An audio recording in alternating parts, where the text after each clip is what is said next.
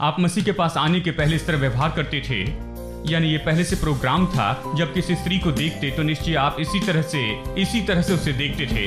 पहले ऐसे देखते थे, नई सृष्टि के जैसे नहीं देखते थे, जानते हैं। लेकिन पहले उस तरह से देखते थे। नई सृष्टि के रूप में देखेंगे तो कहेंगे ये एक अच्छी बहन है, ये तो मेरी अपनी बहन के जैसे हैं, या मेरी माँ जैसे हैं, या ऐसे कुछ कहेंगे। लेकिन अगर आप उसे अपने पाप में जीवन के जैसे देखते जाएंगे तो उन्हें पूरी तरह से अलग देखेंगे। Can you hear it? The thunder in the distance when we worship the Lion of Judah roars. Strongholds crumble all around us in the presence of our Lord. There'll be victory in the camp at the shout of El Shaddai. Every enemy will flee from the fire in his eyes. Every captive will be free in this year of Jubilee. When we hear the shout of El Shaddai, can you hear it? The thunder in the distance when we worship the Lion of Judah rose. Strongholds crumble all around us in the presence of our Lord.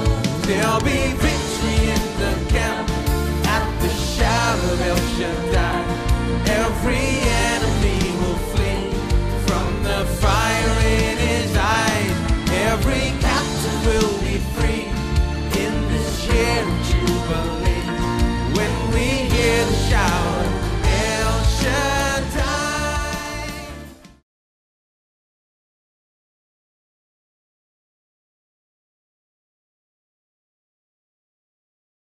अगर पाप का स्वभाव गया है तो फिर क्यों कई बार मैं पाप करता हूं?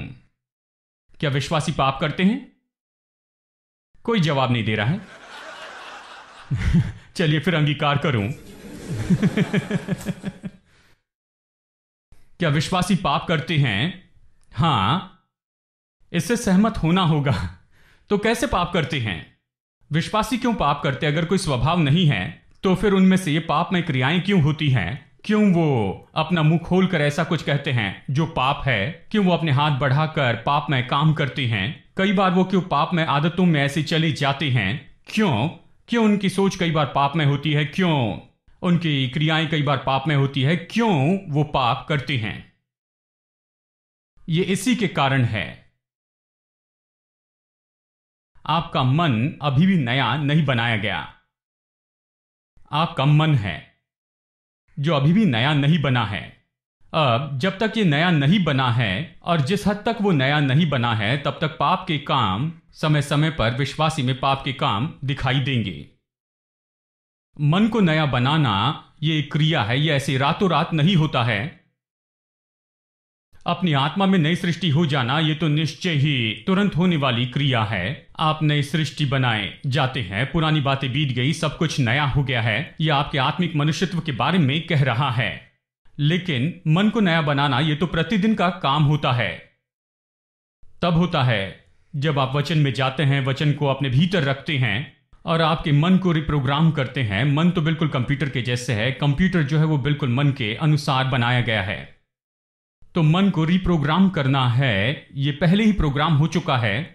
पहले जब हम पाप में जीवन जी रहे थे, ये प्रोग्राम हुआ है कि निश्चित तरीके से काम करें, निश्चित तरीके से जिए और सोचते जाए, कुछ भावनाओं को महसूस करें और कुछ कामों को खास तरीके से करते जाएं।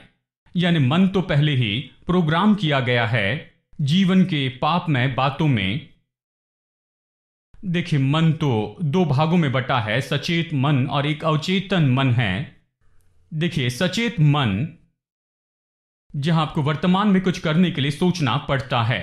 क्या आपने देखा जब लोग कार चलाना सीखते जाते हैं, तब जब वो कार चलाते हैं और आप कार में बैठे हैं तो बात नहीं कर सकते, कोई बात नहीं करता और किसी को रोड पर नहीं आना चाहिए। जानते हैं, क्योंकि उन्हें सोचना है, वर्तमान में सोचना है। तो वो सड़क पर जाते हैं और थोड़ा सा चढ़ाव देखते हैं तो कहते रुकिए 1 मिनट, मुझे गियर बदलने हैं, तीसरे नंबर का गियर या दूसरा गियर, मुझे क्लच दबाना होगा। तो वो क्लच ढूंढने लगते हैं और एक्सेलरेटर को दबाते जाते हैं। उन्हें उस समय निरंतर सोचते चले जाना पड़ता है कि क्लच ढूंढते जाए और उन्हें सोचना पड़ता है कौन से गियर में जाना है, वो कौन से गियर में है। अगर नहीं जानते तो पूछेंगे मैं कौन से गियर पर हूं, मुझे किस गियर में जाना होगा। और इसी तरह से वो करते हैं, वो ऐसे ही गाड़ी चलाते हैं। लेकिन क्या आपने उस व्यक्ति को देखा जो कई साल से गाड़ी चला रहा है? वो गहराई से जुड़ा है कि कुछ सोचे या कुछ संगीत सुनते जाए, किसी से गहरी चर्चा में जुड़ा हुआ है, अपनी ही कार में, फिर भी बड़ी भीड़ में गाड़ी चलाता है। बस ऐसे ही इस बारे में नहीं सोचता है कि वो कौन सा गियर बदल रहा है या फिर वो कैसे क्लच या ब्रेक दबा रहा है। ये सब कुछ ऐसे ही हो रहा है, ये सब कुछ अपने आप होता है क्योंकि ये सारी चीजें प्रोग्राम का व्यवहार है। इतने समय तक करने के बाद में ये अवचेतन मन का भाग हो गया है। अब अपने अवचेतन मन से वो काम कर रहा है। कहते हैं कि हमारे जीवन की 80% क्रियाएं जो है वो तो अवचेतन मन से होती है, जो पहले प्रोग्राम्ड है। जानते हैं, सुबह ब्रश करते हैं, आपको बहुत ज्यादा ध्यान नहीं देना पड़ता है कि बाएं जाए दाहिने जाए, ये सब इसके बारे में नहीं सोचते। आप ब्रश करते चले जाते हैं, पूरी तरह से अलग मुद्दे पर ही आप सोचते चले जाते हैं गहराई से। जैसे कि आज सुबह मैं ब्रश कर रहा था, मैं संदेश के बारे में सोच रहा था। मैं जानता हूं मैंने अच्छे से ब्रश किया है, हर एक कोने में से मुझे इसके बारे में संदेह नहीं करना है क्योंकि मैं हर रोज इसे करते आया हूं। मेरा हाथ अपने आप घूमता है उसके बारे में सचेत मन से सोचे बिना, यानी यही तो अवचेतन मन है। यानी देखिए, जब परमेश्वर का वचन हमारे भीतर जाता है, केवल सचेत मन में ही नहीं। अब जैसे आप शिक्षा सुन रहे हैं या आपके सचेत मन में जा रहा, आप मेरे साथ में सोच रहे हैं, लेकिन अब इसे आपके अवचेतन मन में जाना ही होगा। ये गहराई में जाना चाहिए, यह आपके लिए दूसरा स्वभाव होना चाहिए। ये तो आपके भीतर में जाना चाहिए, ये तो आपका भाग हो जाना चाहिए। ये तो ऐसे हो, जानते हैं कि यह आपके स्वभाव का भाग हो जाए सच में। और वो सब होने तक मन नया नहीं बनाया गया। और जब मन नया नहीं बनाया गया तो फिर आपको समस्या है। जिस हद तक मन नया नहीं बनाया गया तब तक आपको समस्या है पाप के साथ, क्योंकि हालांकि पाप का स्वभाव वहां नहीं है, फिर भी मन ऐसा बना है कि इस तरीके से सोचते जाए, कुछ विचार सोचते जाए, कुछ भावनाएं रखते जाएं और कुछ इच्छाएं रखते जाएं कि कुछ खास तरीके से कुछ परिस्थिति में प्रत्युत्तर दे। मन ऐसा ही ट्रेन हुआ है हमारे पहले के पाप में जीवन के द्वारा, वो इसी तरह से प्रोग्राम हो चुका है। शायद आप ये कहें कि खैर, अगर स्वभाव वहां पर नहीं है जो कि पाप में क्रियाओं के पीछे की मुख्य शक्ति रहा है, तो क्या केवल मन से ही पाप में क्रियाएं होती हैं?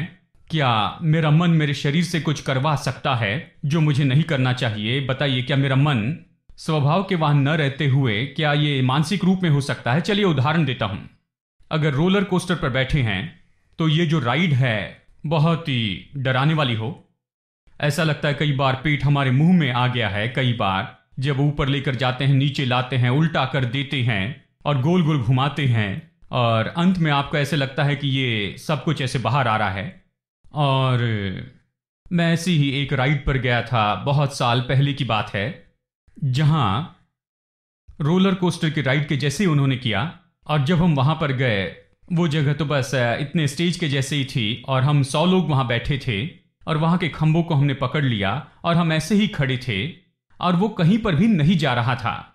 वो कहीं नहीं जा रहा था, वो रोलर कोस्टर नहीं था, वो एक कमरा था, एक हॉल था। हम वहां खड़े थे और अचानक लाइट बंद कर दी और कुछ ऑडियो और वीडियो उन्होंने शुरू किए और हमें ऐसे महसूस हो रहा था कि हम 15,000 फीट से नीचे आ रहे हैं।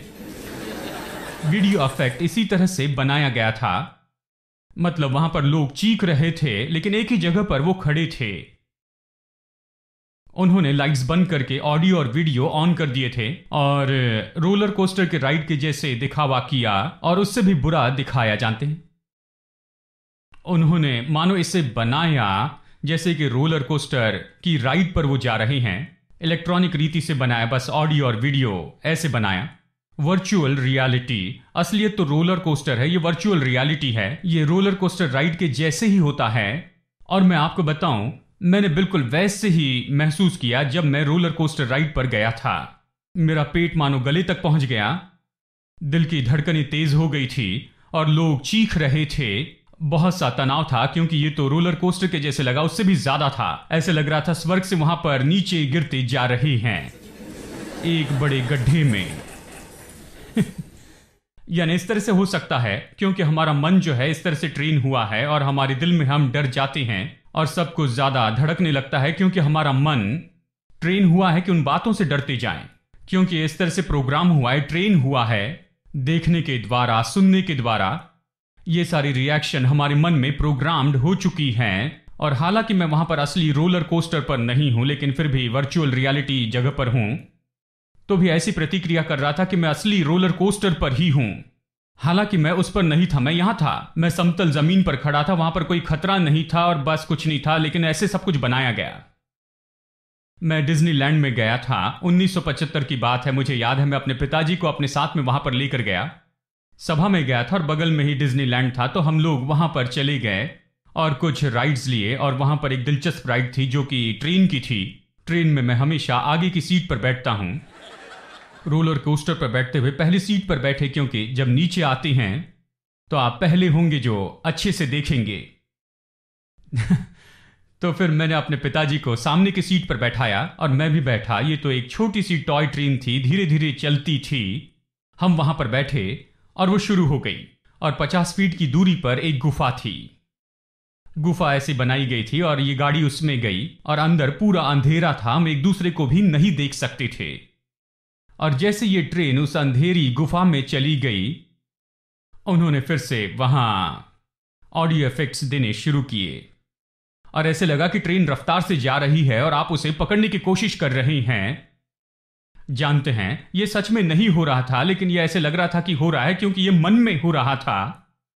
मेरा मन ऐसे सोचने के लिए प्रोग्राम था कि ऐसी परिस्थिति में डरूं, तो मेरा मन डर रहा था। तो मैं ऐसे थामे हुए वहां बैठा हुआ था और जैसे पूरी तरह से अंधेरा था, जैसे मोड़ पर वो मुड़ रहे थे, धीमा किए, और जैसे कि ट्रेन वहां पर मुड़ रही थी, तो अचानक मैंने देखा कि बाई ओर मैंने देखा कि एक सिंह वहां पर खड़ा है। और वहां से सांप निकल रहा है। ये सब इफेक्ट्स थे, कोई असली बात नहीं थी। कहां पर सांप और सिंह होंगे? लॉस एंजलिस में।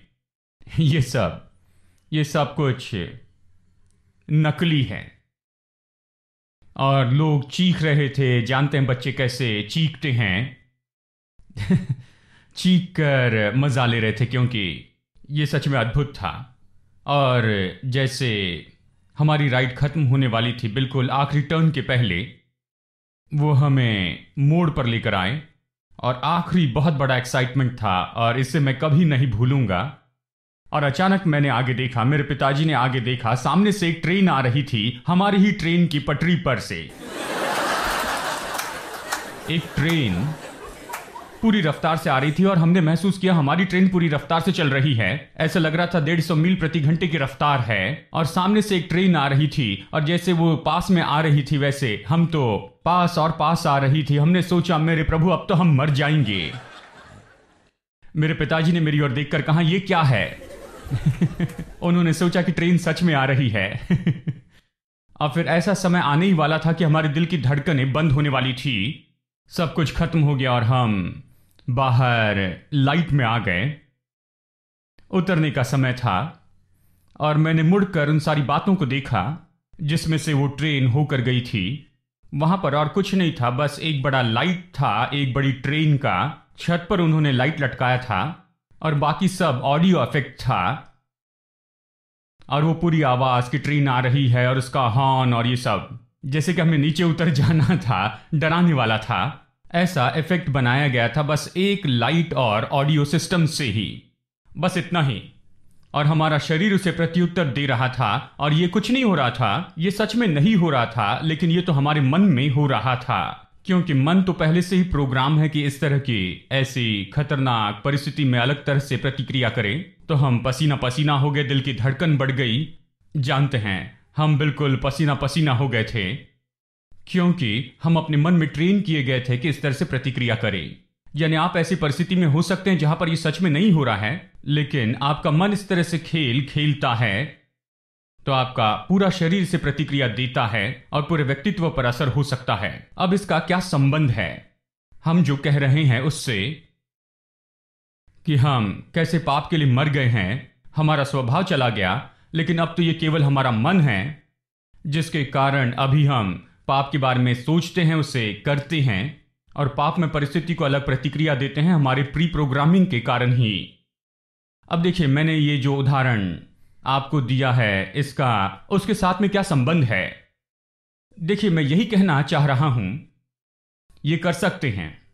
देखिए, इसके यानी पाप की सामर्थ हुए बिना या पाप की सामर्थ आप में पाप का स्वभाव न रहते हुए जो आपसे पाप करवाता है, फिर भी आपको ऐसे लगता है कि आप उसकी ओर खींचे चले जाते हैं और आप उसके लिए कुछ नहीं कर सकते, आप उसमें चले जा रहे हैं।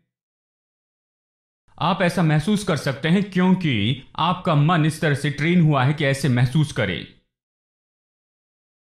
यह आसानी से हो सकता है।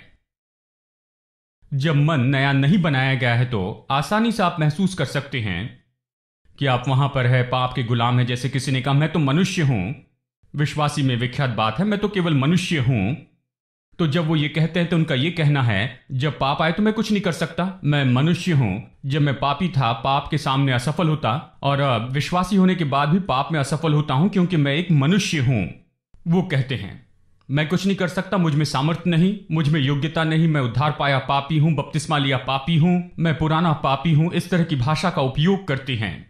यानी देखिए, वो खुद को एक पापी के रूप में देखते हैं। उनका मन इस बात के लिए नया नहीं बनाया गया है कि वो पाप के लिए मर चुके हैं। पाप की जो सामर्थ्य अभी वहां पर नहीं है, जिस स्वभाव के कारण वो पाप में खींचे गए वो अभी वहां नहीं है। यानी अब क्या हो रहा है, जबकि ये इच्छा की बात आती है और पाप की ओर खिंचाव में ऐसे ही चले जाना या परिस्थिति आती है, तो ये सब कुछ जो होता है ये तो दिल से नहीं होता है, और ये तो नहीं होता है उस स्वभाव के कारण जो हमारे भीतर है, ये केवल मानसिक रूप में होता है। लोग ये नहीं जानते हैं क्योंकि वो इस सच्चाई को नहीं जानते हैं कि वो तो सच में पाप के लिए मर चुके हैं।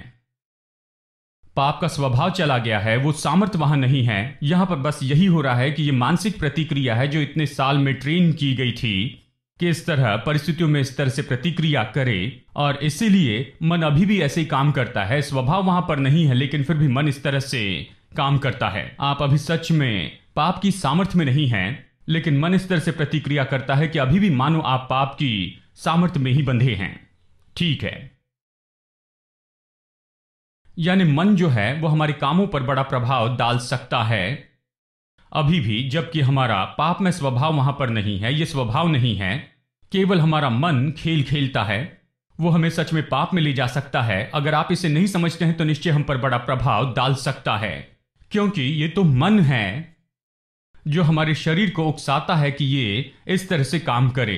देखिए, रोमी अध्याय 6 और वचन 6 से पढ़ते हैं। हम जानते हैं कि हमारा पुराना मनुष्य तो उसके साथ क्रूस पे चढ़ाया गया ताकि पाप का शरीर व्यर्थ हो जाए और हम आगे को पाप के दासत्व में न रहे। अब ये बताता है कि क्रूस पर क्या हुआ, हमारा पुराना मनुष्यत्व क्रूस पर चढ़ाया गया। क्यों? कि पाप का जो शरीर है वो नाश किया जाए, ताकि अब से आगे यानी आगे से पाप की हम सेवा न करें।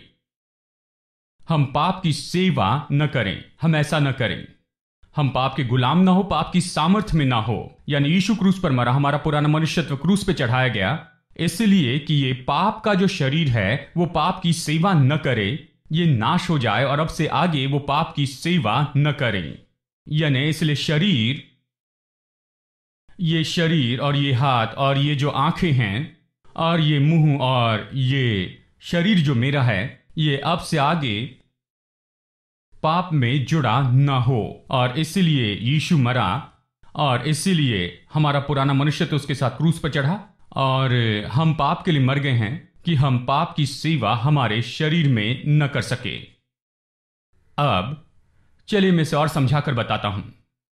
मन ही है जो आपके शरीर को उकसाता है, आपका दिमाग है जो शरीर को आज्ञा देता है कि वह ऐसे ऐसे काम करते जाए। शरीर जो है वो तो दिमाग से, मन से काम करता है।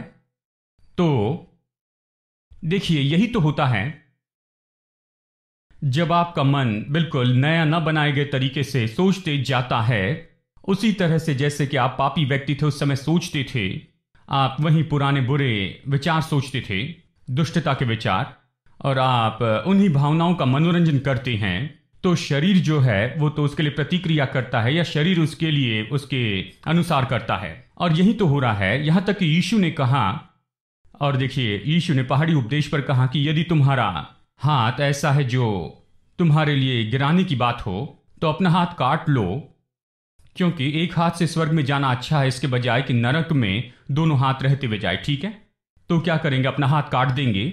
अगर हाथ काट दे तो कल शायद आपको दूसरा हाथ काटना पड़ेगा, और 2 दिनों के बाद में आपके पास कोई हाथ नहीं होंगे, क्योंकि बिना हाथ के भी आप शायद पाप करते जा सकते हैं। और फिर आप अपने दोनों पैर भी काटेंगे और सब कुछ काट देंगे तो कुछ बाकी नहीं रहेगा। क्या समस्या ऐसे ही हल होती है? तो यीशु क्या कह रहा था? क्या यीशु ये कह रहा था कि अपने हाथों को हम काट दे? निश्चित ही नहीं। अगर आप यहां पर पूरी चर्चा को देखते हैं, पूरी बात यह है कि पाप कैसे काम करता है। मन के द्वारा काम करता है, और जबकि पाप का स्वभाव वहां था, स्वभाव मन को उकसाता था और मन शरीर को उकसाता था। इस तरह काम करता था, स्वभाव से मन, मन से शरीर। लेकिन अभी स्वभाव नहीं है, लेकिन फिर भी मन तो पुराना है, जो पुरानी बातों का आदी हो चुका है। अभी भी मन शरीर को उकसाता है। वो यही कह रहा है कि अपने हाथ न काटे, लेकिन उन विचारों को काट दे जो हाथ को उकसाता है कि वो कुछ करते जाए। वो विचार जो कि हाथ को गलत काम करने के लिए उकसाते चले जाता है। इसीलिए उसने कहा, अगर कोई पुरुष किसी स्त्री को अभिलाषा की दृष्टि से देखे तो निश्चय उसने उसके साथ व्यभिचार कर लिया है। कुछ लोग इन सारी बातों के बारे में बड़े अजीब हैं। वो कहते हैं, मेरे प्रभु, अगर उसने कुछ भी नहीं किया है, लेकिन यीशु ने कहा अगर अभिलाषा की दृष्टि से देखे तो तुमने पहले ही उसके साथ में व्यभिचार कर लिया है। जानते हैं वो क्या कह रहा है? यहां पर भी वो विचारों के बारे में कहता है। अगर तुम अभिलाषा की दृष्टि से देखो, यहां पर जो पूरी चर्चा है इसी के बारे में है। ये नहीं कि देखना है, लेकिन कैसे देखते हैं और किस कारण आप इस तरह से देखते हैं। मुझे याद है जब मैं छोटा था, मैं एक यूथ मीटिंग में गया था। मैंने आपको पहले भी बताया, मैं एक यूथ मीटिंग में गया था, और एक दिन उन्होंने कहा कि हम लड़कों के लिए और लड़कियों के लिए अलग सभा रखेंगे। तो एक तंबू में लड़के थे और दूसरे तंबू में लड़कियां थी। ऐसे लग रहा था टॉप सीक्रेट चल रहा है। लड़कियां लड़कों की मीटिंग में, लड़के लड़कियों की मीटिंग में नहीं जा सकते। जानते हैं, लड़कियों की सभा में बिल्कुल अलग, बहुत दूर। तो हम वहां पर गए और उस भाई ने इसी वचन को लिया, क्योंकि यही समस्या थी। और हाँ, जवानों के बारे में उन्होंने कहा कि इस तरह की परीक्षाएं सब होती हैं। अगर कोई पुरुष स्त्री को अभिलाषा से देखे तो उसने उसके साथ व्यभिचार कर दिया है। इसका मतलब क्या है? तो वो इसे बताने लग गए। उन्होंने कहा कि अगर तुम स्त्री को एक बार देखो तो ठीक है, लेकिन अगर आप उसे दूसरी बार देखते हैं तो ये बुरी बात है। कहा, मेरे पीछे में एक नौजवान बैठा था। वो अपने दोस्त से कह रहा था, मैं उसे सुन सकता था, चिंता ना करो यार, क्योंकि जब तुम उसे देखोगे तो अपनी आंखें नहीं हटाना बस देखते रहना क्योंकि दूसरी बार देखना गलत है, इसलिए पहली बार ही देखना और अपनी आंखों को लगाए रखना जब तक कि वो नजरों से ओझल ना हो जाए। अब लड़के किसी के सिखाए बिना ये करते ही जाते हैं, लेकिन यहां पर ये प्रचारक इस तरह से बता रहे हैं कि ये इस तरह की समस्याओं को हल करेगा। लेकिन यहां पर एक लड़का है जो जवाब का आविष्कार करता है। बाइबल कहती है कि हम केवल पापी नहीं, लेकिन पाप की खोज करने वाले हैं। रोमियो ये कहता है, और ये इसके लिए हर एक जवाब का आविष्कार करते जा रहे हैं। वो कुछ बता रहे हैं, ये उसके लिए जवाब का आविष्कार कर रहे हैं वो प्रचारक और नौजवान दोनों परेशानी में थे और उस समय से मैं इस तरह से सोचता था, यानी इसका कुछ ना कुछ विवरण जरूर होगा। यीशु यहां पर क्या कह रहा है जब उसने कहा अभिलाषा से देखोगे तो तुमने उसके साथ में व्यभिचार कर लिया है? वो क्या कहता है? वो ये नहीं कहता है कि एक बार देखना, 2 बार देखना या 3 बार देखना। ये नहीं कि कितनी बार देखते हैं, यह है कि किस कारण आप अभिलाषा की दृष्टि से उसे देखते हैं। बात क्या है? बस एक गलत विचार, ये गलत तरह की बुरी सोच है जो कि वहां पर सेट की गई है पापी के रूप में। देखिए, इसी तरह से वहां पर है, और ये पहले होता था। मसीह के पास आने के पहले, आप मसीह के पास आने के पहले इस तरह व्यवहार करते थे, यानी ये पहले से प्रोग्राम था। जब किसी स्त्री को देखते तो निश्चय आप इसी तरह से उसे देखते थे। पहले ऐसे देखते थे, नई सृष्टि के जैसे नहीं देखते थे, जानते हैं, लेकिन पहले उस तरह से देखते थे। नई सृष्टि के रूप में देखेंगे तो कहेंगे ये एक अच्छी बहन है, ये तो मेरी अपनी बहन के जैसे हैं, या मेरी माँ जैसे हैं, या ऐसे कुछ कहेंगे। लेकिन अगर आप उसे अपने पाप में जीवन के जैसे देखते जाएंगे तो उन्हें पूरी तरह से अलग देखेंगे। ये इस बारे में है कि किस कारण आप उस व्यक्ति को देखते हैं गलत तरह से। In your name, powers of darkness tremble, Jericho tumbles to the ground. In your name, chains of death are broken, Lord of hosts, holy power out. We have overcome by the name and the blood of the Lamb of God. Every wall must fall, every knee must bow to the Lord of all. In your name, every curse is broken, sin and death underneath your feet. In your name, we will bow before you. Every tribe, every tongue will sing. We have overcome by the name and the blood of the Lamb of God. Every wall must fall, every knee must bow to the Lord of all. We have overcome. We have overcome by the name and the blood of the Lamb of God. Every wall must fall, every knee must bow to the Lord of all. There'll be victory in the camp at the shout of El Shaddai. Every enemy will flee from the fire in his eyes. Every captive will be free in this year of Jubilee when we hear the shout